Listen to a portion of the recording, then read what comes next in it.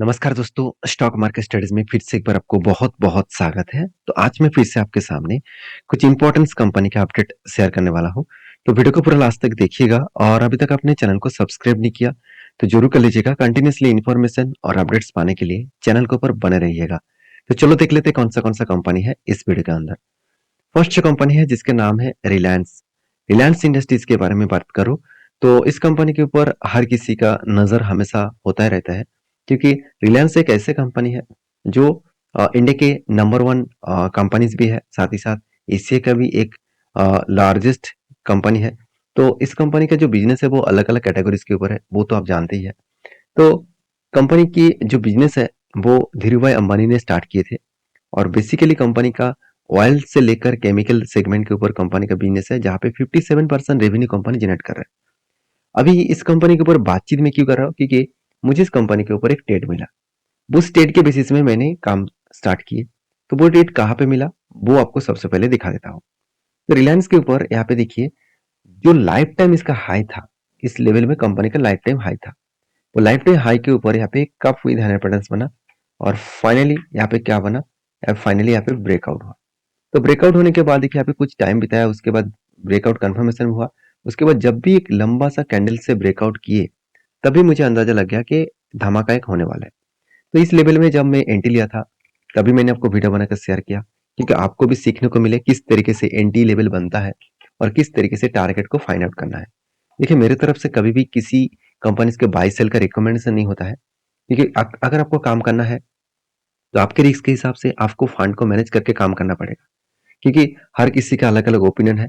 मेरे ओपिनियन के हिसाब से मैं आपको कभी भी टिप्स नहीं दूंगा क्योंकि मेरे ओपिनियन यही है मैं आपको सारी चीज़ों को सिखा पाऊँ। अगर आप सीख कर खुद इम्प्लीमेंट करके काम कर पाए तो उसमें बेहतर चीज़ आपको ही मिलेगा क्योंकि टिप्स लेकर कभी भी कोई बड़ा नहीं हो सकते। हमेशा आपको सीख कर काम करना पड़ेगा।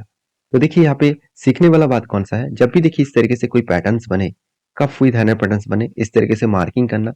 उसके बाद उसको लेवल को पहले मार्किंग कर लेना। जब भी इस कैंडल को ब्रेकआउट करे कोई ग्रीन कैंडल से, आपको ये देखना कि उस ग्रीन कैंडल के ऊपर कोई क्लोजिंग ग्रीन कैंडल दिख रहा है। तो क्लोजिंग अगर ग्रीन कैंडल दिखे तो सोच लेना वहां पे कॉन्फर्मेशन मिल चुके हैं। उस लेवल के ऊपर एंट्री बनेगा और टारगेट कहाँ तक बनेगा, जिसका कप का साइज है उसी कप का साइज को आपको, यहाँ पे मैं थोड़ा सा छोटा कर देता हूँ। ये जो कप का साइज है इस कप साइज को आपको मार्किंग करना है और ऊपर साइड में आपको टारगेट मिल जाएगा। तो मेरा जो खुद का टारगेट है, जो मैं टारगेट लेके चल रहा हूँ, और 23% के आसपास टारगेट मिलेगा।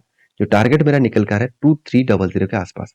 और मुझे लगता है कि इजी इजी तरीके से वो टारगेट को अचीव कर सकते हैं क्योंकि हायर हाई बनते बनते वो आगे बढ़ रहे हैं।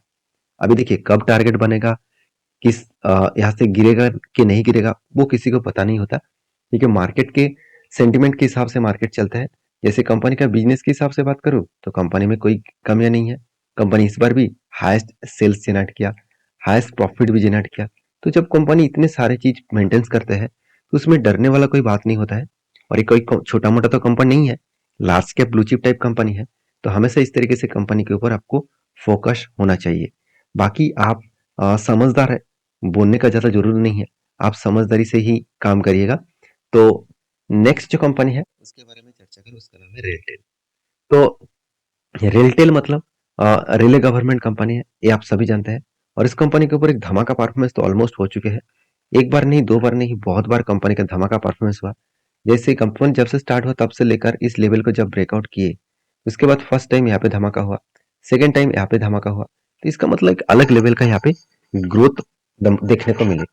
तो उस बेसिस में बात करूं तो कंपनी के ऊपर जो जर्नी हुआ वो जर्नी एक अलग लेवल का हुआ।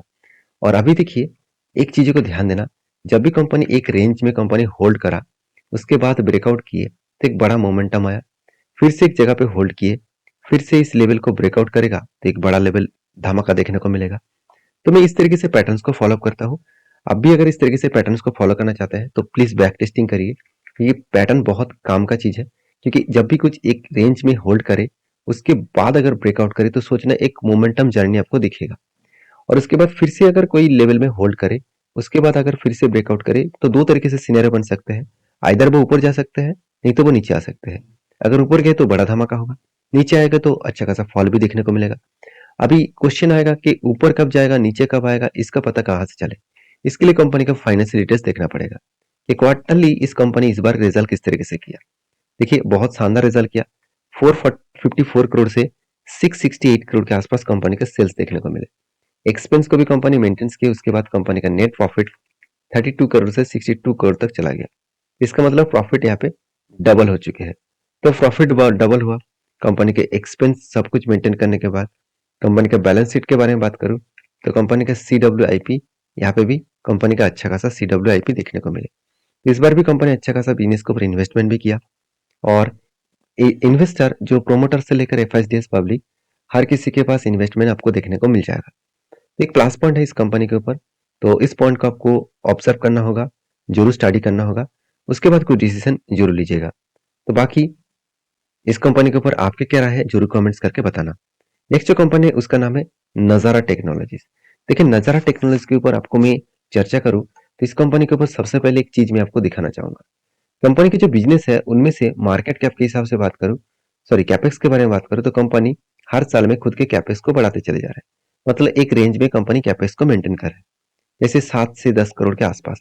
तो कैपेक्स होता क्या है, खुद के बिजनेस के ऊपर कितना निवेश, तो कंपनी कितना निवेश करे वो देखना चाहिए। देखिए आप सभी जानते हैं नजारा टेक्नोलॉजी से एक गेमिंग कंपनी है, एक गेमिंग इंडस्ट्रीज है।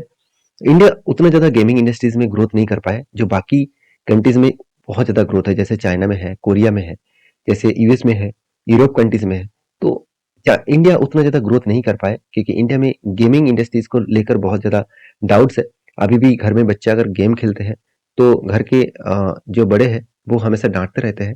तो ये सही बात भी है, और मेरे हिसाब से डेवलप कंट्री तो वो वही चीज करते हैं, फिर भी वो डेवलप होता रहता है, क्योंकि देखिए गेमिंग एक ऐसा प्लेटफॉर्म है जहाँ पे आप अलग अलग कैटेगरी से खुद के फ्यूचर बना सकते हैं। देखिए यहाँ पे मैं आपको कोई ज्ञान नहीं दे रहा हूँ, जो डेवलप कंट्री कर रहे हैं वही सिचुएशन आपको बता रहा हूँ। क्योंकि देखिए गेमिंग जो बना रहा है उसका भी एक फ्यूचर है, जो गेमिंग डेवलप कर रहा है उसका भी एक फ्यूचर है, जो डिजाइन कर रहा है उसका भी एक फ्यूचर है, जो गेमिंग खेल रहा है वो भी गेम खेल कर बहुत ज्यादा पैसा अर्निंग कर रहा है। तो यहाँ पे देखिए हर किसी का अलग अलग ओपिनियन है। मैं तो गेमिंग इंडस्ट्रीज को कभी भी नेगेटिव के हिसाब से नहीं देखा। हाँ, कुछ गेम्स है जो टाइम पास के लिए खेला जाता है, तो मेरे हिसाब से वो गेम खेलना बेकार है क्योंकि आपको कुछ डेवलपमेंट नहीं मिलेगा। तो आप किस तरीके से सोचते हैं जरूर मुझे कमेंट्स करना, और मैं ये पॉइंट्स मेरे खुद के ओपिनियन के हिसाब से बताया हूँ। हर किसी का अलग अलग ओपिनियन होगा। तो मैं इस कंपनी के बिजनेस के बारे में चर्चा करूं तो आप देखेंगे तो गेमिंग इंडस्ट्रीज में company over of the period of time में 97% बिजनेस को कंपनी प्रोडक्ट मतलब प्रोडक्ट वाइज बिजनेस को कर रहा है। साथ ही साथ कंपनी के जो अर्ली लर्निंग है उसके ऊपर 66%, साथ ही साथ रियल जो मनी गेम है उसके साथ 10%, अदर्स गेम में 10%, उसके साथ साथ टेलको जो सब्सक्रिप्शन है उसके ऊपर 7.6%, और जो प्रीमियम है उसके ऊपर 5.27% का बिजनेस चल रहा है। तो बिजनेस जो है वो सबसे ज्यादा कंपनी का रेवेन्यू आ रहा है यूएस से। ध्यान से दीजिए देखिएगा, इंडियन कंपनी और यूएस से कंपनी रेवेन्यू जनरेट कर रहा है, और यूएस में रेवेन्यू जनरेट कर रहा है। और आप यहाँ पे देख सकते हैं लोकेशन वाइज कहाँ पे कौन सा लोकेशन वाइज, तो यूएस में सबसे ज्यादा कंपनी का बिजनेस चल रहा है। तो और बाकी देखिए अदर्स में 14%, और अफ्रीका में कंपनी का कितना 40%, मिडिल ईस्ट कंट्रीज में 37%, और बाकी जो पैसिफिक वर्ल्ड्स है मतलब एशिया पैसिफिक वर्ल्ड्स है उसमें 17%, उसके उसके बाद अदर्स में 4.48%। तो बिजनेस देखा जाए तो अलग लेवल्स में डाइवर्सिफाइड करके रखे हैं, और टोटली कंपनी का गेमिंग इंडस्ट्री से है। तो कंपनीज के ऊपर आप देखेंगे तो राकेश झुनझुनवाला उन्होंने खुद इस कंपनी के ऊपर एक अच्छा खासा निवेश करके रखे हैं। जैसे उनका जो निवेश है पहले 10.5% के आसपास होल्डिंग था, उन्होंने छोटा सा स्टेक यहाँ पे बेचा, फिर भी आज 9% के आसपास होल्डिंग देखने को मिले। तो 10% के होल्डिंग में 1% के स्टेक उन्होंने बेचा है। तो उनके देहांत होने के बाद उनके पूरा शेयर उनके वाइफ के नाम में ट्रांसफर हो चुके हैं, रेखा राकेश झुंझुनवाला नाम से। तो मैं जरूर कहूंगा इतने बड़े एक इन्वेस्टर इस कंपनी के ऊपर भरोसा करके बैठे हुए थे, तो मतलब कुछ ना कुछ तो बड़ा होने के चांसेस है। मैं एक चीज तो क्लियर कट बोल सकता हूँ, फ्यूचर में इंडिया में गेमिंग इंडस्ट्रीज के ऊपर बहुत ज्यादा ग्रोथ करने वाला है। तो इसलिए मैं इस कंपनी के ऊपर बुलिश हूँ, और फिलहाल के लिए इस कंपनी के ऊपर जो पैटर्न स्केड हुआ उसके बारे में चर्चा करूँ तो मेरा एक खुद का एंटी है, कब हुई थाना पैटर्न बना, फाइनली ब्रेकआउट हुआ, और ब्रेकआउट कंफर्मेशन होने के बाद रिटेस्ट किया, जब रिटेस्ट किया इस जगह पे मेरा एंटी बना, और एंटी बनने के बाद देखिए कंपनी नीचे आ रहा है। अभी देखिए नीचे आ रहा है, कंपनी ऊपर कब जाएंगे वो तो पता नहीं, मगर कंपनी के ऊपर एक पॉइंट्स में शेयर करूं तो कंपनी इसके ऊपर एक शानदार तरीके से एक रेंज क्रिएट हुआ और जो रेंज बना, इस रेंज के बारे में चर्चा करें तो ये रेंज कंपनी के लिए स्ट्रांगली सपोर्ट बनेगा। और अगर यहाँ से रिवर्सल करे और ऊपर तक गए तो मेरा जो टारगेट होगा वो 18% के आसपास मिलेगा और 1095 के आसपास मेरा टारगेट रहेगा। तो देखिए, ये मेरा खुद का ओपिनियन है, मेरा खुद का ट्रेड है और मैं स्टेट इसलिए लिया हूँ क्योंकि कंपनी के जो प्रीवियस स्ट्रांगली जो इसका रेजिस्टेंस है वही रेजिस्टेंस के नीचे एंटी बना है, तो इसीलिए मैंने टेल लिया। साथ ही साथ कंपनी के जो परफॉर्मेंस है उसको भी चेक करके टेल लिया क्योंकि कंपनी के जो सेल्स है वो भी इस बार बढ़ता हुआ देखने को मिले। एक्सपेंस मेंटेन करने के बाद कंपनी का profit year of year basis में और क्वार्टर बेसिस में दोनों में ही अच्छा खासा ग्रोथ देखने को मिले। और मजेदार बात यही है कि कंपनी के ऊपर इस बार भी जो ट्रेड मिला कंपनी को तो वो कितना 171 करोड़, मतलब इस बार भी हाईएस्ट कंपनी को प्रोजेक्ट मिला। ये सारे पॉइंट्स देखने के बाद एक ही बात क्लियर हो चुके हैं कि कंपनी के ऊपर अच्छा खासा एक ग्रोथेबल सिचुएशन देखने को मिला है। तो मैं रिक्वेस्ट करूंगा इस कंपनी के ऊपर आप फोकस रखिए और आपके क्या ओपिनियन है जरूर मुझे कमेंट्स करिए क्योंकि मेरे तरफ से किसी भी कंपनी के ऊपर बाय सेल कभी नहीं होता है। अगर काम करना है तो आपके एडवाइजर के हिसाब से बातचीत करके काम करिए, ब्लाइंडली किसी कंपनी के ऊपर काम मत करिए। तो नेक्स्ट जो कंपनी उसके नाम है आप देख सकते हैं Mug Advertising and Marketing Services Limited. तो इस कंपनी के ऊपर एक अपडेट है वो है बोनस का और बोनस और स्प्लिट एक साथ कंपनी देने वाला है। तो हर 4 शेयर के बदले 1 शेयर बोनस मिलेगा और हर 1 शेयर के बदले 10 शेयर स्प्लिट मिलेगा। तो इस अपडेट के साथ कंपनी यहाँ पे लास्ट डेट जो दिया गया है 5 तारीख का, मतलब आज के दिन इसका लास्ट डेट था। तो कितने सारे लोगों ने इस कंपनी के ऊपर निवेश किए थे और कितने सारे लोगों को बोनस स्प्लिट मिला जरूर मुझे कमेंट्स करके बताना। और हाँ, मैं इस वीडियो में जो जो एंटी मेरा है वो मैं आपके साथ शेयर किया हूँ। अगर आपका कोई डाउट है, कुछ क्वेश्चन है, मुझे कमेंट कर सकते हैं। मिलते हैं नेक्स्ट वीडियो में, तब तक के लिए धन्यवाद।